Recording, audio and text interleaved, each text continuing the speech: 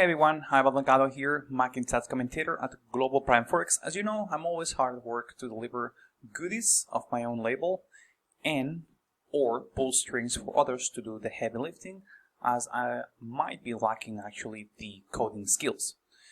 At the end of the day, it's for the same end result, which is to offer more and more value to those clients at Global Prime. So, in today's video, I carry good news for those that have wanted to replicate my currency indices chart here in Tradingview, but for some reason couldn't afford or didn't want to just simply pay the $25, I think it is, for a Pro Plus monthly subscription, which is what's required to gain access to the currency strength board as I'm presenting it to you every single day, and this is the one that I'm referring to. So essentially you will notice that this blue line, for example, this is going to be the Aussie index, and the way that I achieve this index is through this formula, which unfortunately it's under the spreads category in Tradingview, and unless you have a Pro Plus account, you're going to be unable to actually replicate these lines in your own basic Tradingview chart. But as I said, today I have good news for you, because El Noelio, who happens to be one of our all-time stars in Discord, has developed an indicator. The name of it is all_props, and it can be found free of charge in the Tradingview platform. And let me just demonstrate how you can find it. So you're gonna keep clicking on indicators. You're gonna come to the search engine, and all you gotta do is type all_props. You're gonna be selecting this indicator, embedded on your chart, which I already have, and voila, just like magic, the currency indices are going to be displayed. The calculation is following the exact same logic as the one that I actually apply every single day. And notice that if I zoom out the chart, you got the labels on top, so you can make a very clear and quick distinction as to what color pertains to what currency. But this is not the only advantage or benefit of the indicator, because if you want to get actually more sophisticated, you can obviously show the main chart. Here we got the euro against the US dollar, and say that obviously you just want to be monitoring the performance of the euro index and the US dollar index in order to stay in tune with the aggregation of flows. So what you're going to do is you're going to click on settings, and you're going to untick all the currencies except the euro and the US dollar indices. You're going to click on OK, and you're just going to have to wait for a few seconds until the indicator gets updated. And voila, there you have it. Now you're only going to have in display the euro index and the US dollar index, but there is one little nuance that you have to be aware of, and that is, if you're going to be monitoring the euro against the US dollar, you do not want to be monitoring the actual US dollar index in its standard version, but rather the inverted version of it.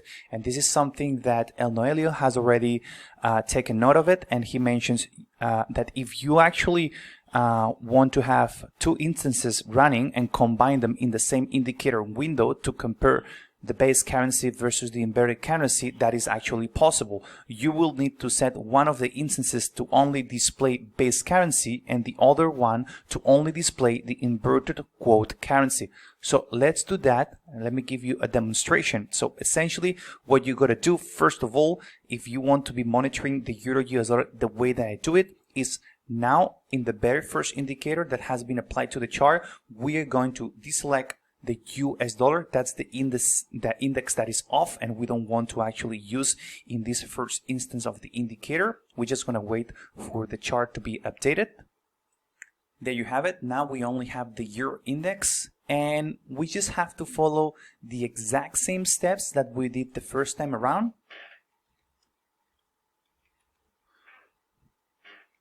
So we're going to be typing all_props. We're going to be selecting the indicator once again.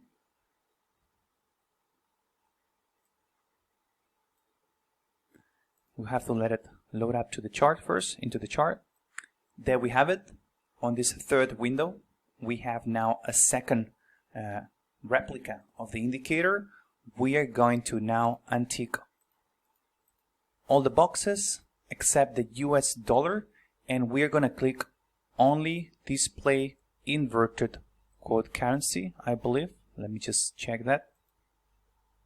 Yep, there you have it, nail perfect. So what I'm going to be doing after I've added to the chart the inverted US dollar index is I'm going to be dragging this line into the second pane, and here you go. Now you have two currency indices that have been added to the very same pane, and you can match, you can have a much better visibility and understanding of the flows into your US dollar.